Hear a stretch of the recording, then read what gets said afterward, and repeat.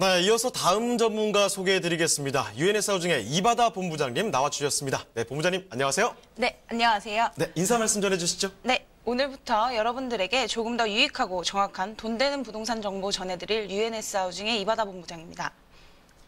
네, 지난해 보면요, 서울의 오피스텔 가격이 좀 가장 많이 올랐다고 합니다. 2017년부터 이 서울과 지방 간 오피스텔의 가격 격차는 더욱더 지금 커져가고 있는데, 오늘 본부장님께서 서울과 비서울의 오피스텔 이 가격 차이, 그리고 또 하나 오피스텔과 아파트의 수익률까지 비교를 해주신다고 합니다. 자, 본부장님 그러면 가격 좀 전해주실까요? 네, 오늘은 오피스텔의 오름과 수익률을 아파트와 비교하여서 안내해드리도록 하겠습니다. 흔히들 오피스텔 가격은 오르지 않는다는 이야기가 있는데요. 이번에 국토부에서 발표한 자료에 따르면 2009년 1억 6,183만 원에서 2018년 2억 4,713만 원으로 상당폭 오른 것으로 나타났습니다.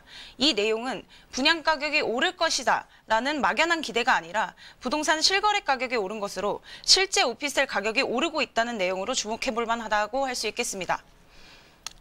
특히나 서울의 오피스텔 가격은 지방의 2배 이상 차이가 나는 것으로 나타났습니다. 오피스텔도 아파트와 마찬가지로 서울과 지방의 격차가 많이 나는 것을 국토부 자료를 보면 알 수 있겠습니다. 제곱미터당 오피스텔 실거래가 평균 순위를 살펴보면 서울이 623만 원, 경기 393만 원, 부산 333만 원, 세종 387만 원, 제주 347만 원으로 서울은 지방에 비해 고용 여건이 상대적으로 우수하고 대학 등의 교육시설로 인해 임차 수요 위치가 양호하여 오피스텔 투자 여건이 우수하다고 할 수 있겠습니다. 비교 사례를 통해서 오피스텔과 아파트의 수익 구조가 어떻게 다른지 한번 알아보도록 하겠습니다. 실예로 잠실의 A 오피스텔 같은 경우 2006년 실거래 가격이 1억 8천만 원에서 2018년 현실 거래 가격은 3억 6천만 원으로 2배가량 오른 것을 확인할 수 있었습니다. 또 잠실의 B 오피스텔 같은 경우에도 2006년 1억 9천만 원에서 2018년 3억 8천5백만 원으로 약 2억 원가량 오른 것을 확인할 수 있었습니다. 이렇게 국토부에서 발표한 자료와 같이 오피스텔도 어느 위치에 있느냐에 따라 오르는 지역도 있고 오르지 않는 지역도 있다고 말할 수 있겠습니다. 아파트와 오피스텔 수익률을 비교해봤더니 잠실에 재건축을 앞두고 있는 A 아파트 같은 경우 2006년 매매 가격이 13억 원이었습니다. 2018년 기준 18억 원으로 약 5억 원가량 시세 차익이 난 걸로 볼 수 있겠는데요. 잠실의 B 오피스텔 같은 경우 2006년 1억 9천만 원에서 2018년 3억 8천5백만 원으로 2억 원가량 오른 것을 확인할 수 있겠습니다. 금액으로만 봤을 때는 아파트는 5억 원, 오피스텔은 2억이 올랐습니다.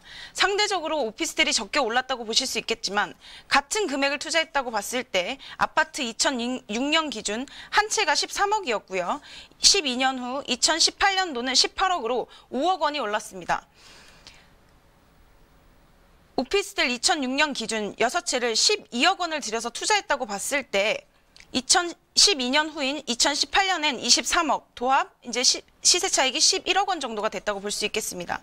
세금이나 이런 것들을 제외하고 실거래가 기준치만 봤을 때 이런 결과가 나왔습니다. 오피스텔 같은 경우는 상업지나 준주거 지역 같은 땅의 가치가 높고 지하철역에서 가까이 있기 때문에 땅값의 상승으로 조금씩이지만 꾸준히 올라가는 것을 확인할 수 있는 대목이었습니다. 부동산 경기가 어려워진 가운데 이렇게 생각을 조금만 달리 해보시면 소액이면서 안전한 투자처 찾으실 수 있을 것이라고 확신합니다.